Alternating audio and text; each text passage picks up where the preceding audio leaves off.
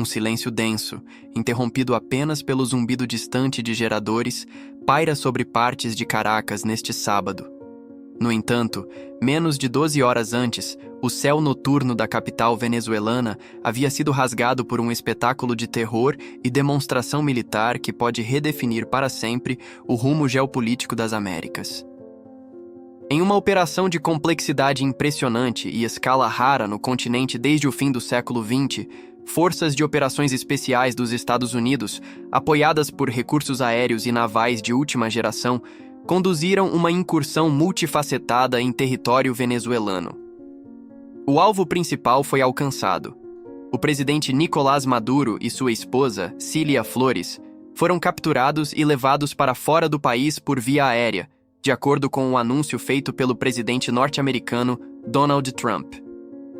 A ação, conhecida internamente como Operação Trovão Vernal, simboliza o ápice dramático de uma escalada de tensões que vinha sendo cuidadosamente monitorada nos bastidores de Washington e acompanhada com apreensão pelas chancelarias latino-americanas.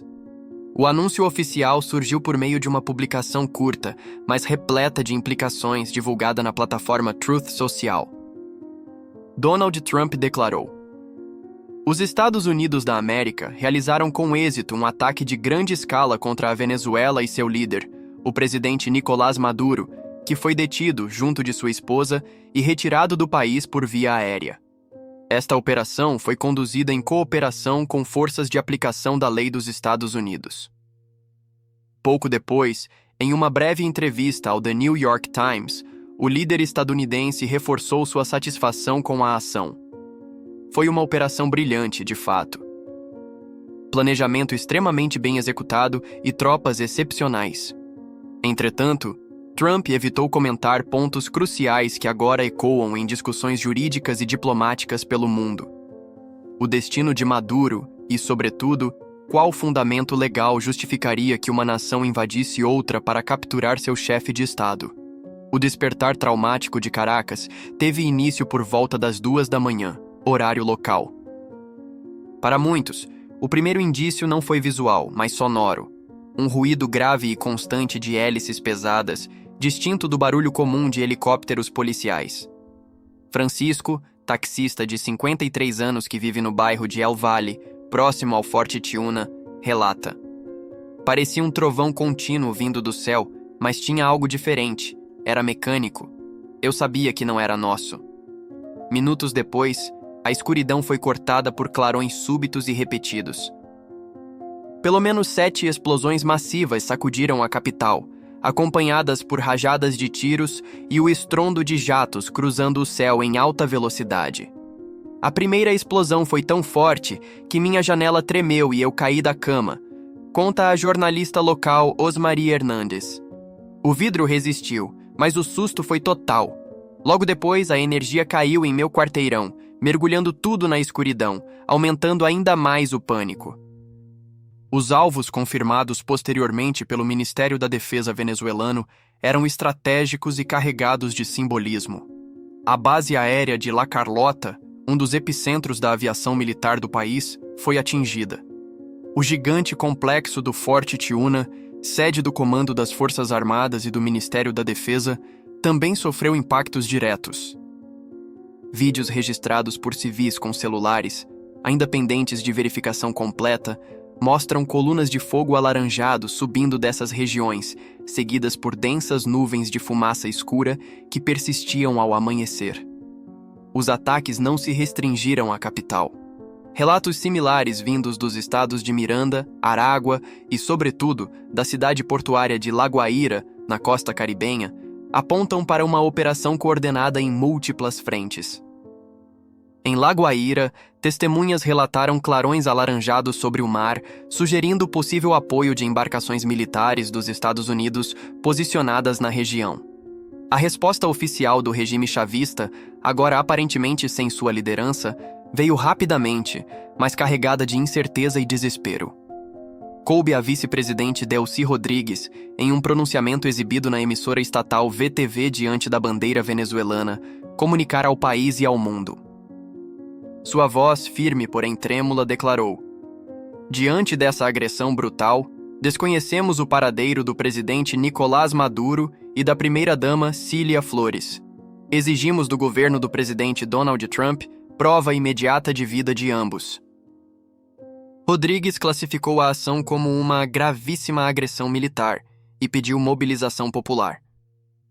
Pouco depois, o ministro da Defesa, Vladimir Padrino Lopes, apareceu em uniforme declarando que as Forças Armadas resistiram e que alvos urbanos foram atingidos, prometendo que o país não se renderá diante da agressão imperialista. A sensação de caos era evidente. Em um áudio vazado de um grupo militar, vozes desesperadas perguntavam: "Onde está o comandante? Alguém viu o presidente?" A comunidade internacional reagiu com velocidade e intensidade proporcional ao impacto do episódio. Os aliados tradicionais da Venezuela responderam com indignação. A Rússia, por meio de seu Ministério das Relações Exteriores, divulgou uma nota dura. Condenamos veementemente este ato de agressão armada dos Estados Unidos, uma violação gritante do direito internacional e da Carta da ONU. Um passo perigoso que ameaça a estabilidade de toda a região. O Irã adotou o mesmo tom e pediu uma reunião emergencial do Conselho de Segurança. Em Cuba, Miguel Díaz-Canel publicou diretamente na rede X: "Denunciamos o ataque criminoso dos Estados Unidos contra a irmã República Bolivariana da Venezuela. A América Latina e o Caribe, declaradas zona de paz, estão sendo violentamente atacadas. Trata-se de terrorismo de Estado." No extremo oposto, o presidente argentino Javier Milei celebrou com poucas palavras: "A liberdade avança. Viva la libertad, carajo!" Na Europa, o tom predominante foi de cautela e preocupação humanitária. A Alemanha disse acompanhar os fatos com profunda preocupação e destacou a convocação de sua equipe de crise. A Itália reforçou a importância de proteger seus cidadãos no país. Já a Colômbia, sob a liderança de Gustavo Petro, vizinha direta e historicamente envolvida em tensões fronteiriças, adotou postura crítica, mas pragmática. Petro afirmou: "Manifestamos nossa profunda preocupação e rejeitamos qualquer ação militar unilateral. A solução para a Venezuela não pode acontecer à custa de sua soberania." Paralelamente, ordenou o reforço imediato da presença militar e humanitária na extensa fronteira, antecipando um possível fluxo intenso de refugiados.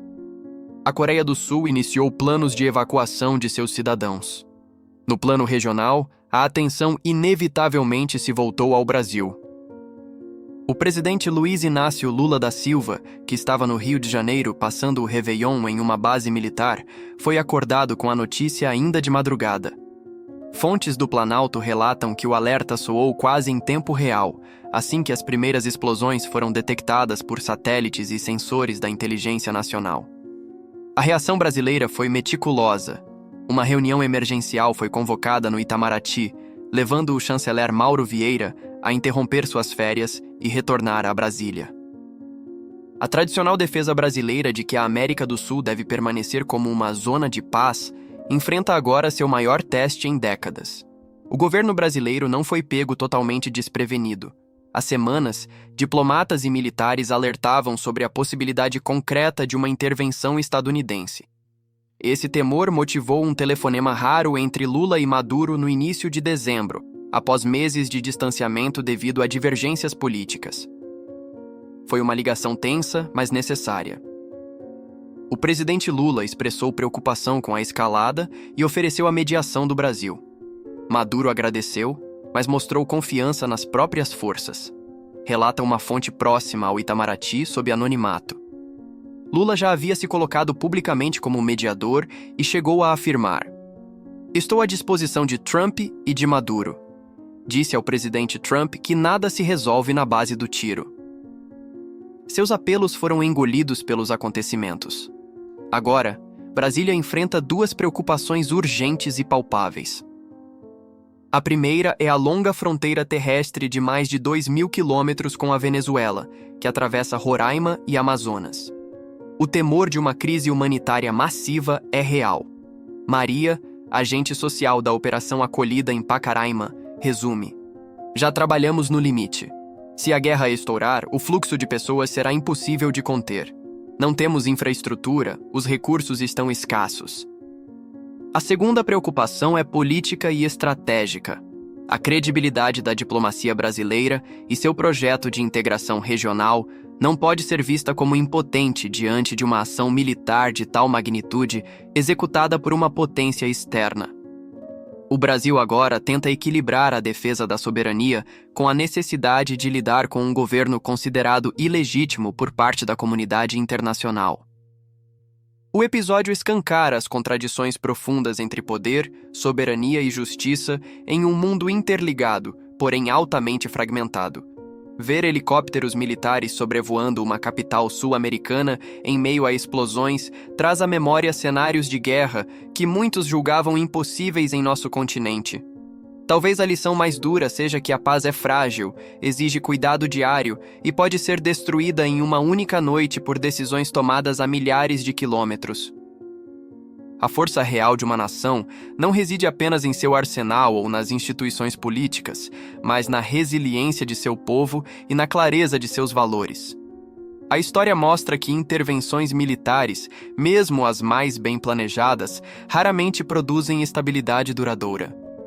Muitas vezes deixam um rastro de conflitos e um vácuo de poder capaz de provocar décadas de instabilidade. Caminhos reais para a liberdade são construídos com educação, justiça social, instituições sólidas e respeito à vontade popular, não com bombas. Que este momento de crise sirva como alerta global. Devemos refletir sobre até onde podem ir determinadas ações e quais valores estamos dispostos a defender. A resposta não está em comemorações impulsivas ou em discursos simplistas, mas na defesa firme do direito internacional, na proteção dos civis e na convicção de que o futuro da Venezuela deve ser decidido pelos venezuelanos, livres de coerção externa. Este não é um fim, mas o início de um capítulo incerto na história das Américas. Sua participação crítica é essencial. Inscreva-se no canal e ative as notificações para acompanhar análises consistentes sobre essa crise que está longe de terminar. Compartilhe este vídeo com responsabilidade, estimulando o debate baseado em informações sólidas. Busque múltiplas fontes e questione narrativas fáceis. Exerça sua cidadania global. Entre em contato com seus representantes políticos e cobre deles posições que priorizem a diplomacia, a proteção dos direitos humanos e o apoio humanitário aos venezuelanos que sofrem. Apoie organizações sérias que atuam na região. A história está sendo escrita agora. Não sejamos espectadores. Sejamos agentes da reflexão e da defesa da vida, da soberania e da justiça acima de qualquer interesse.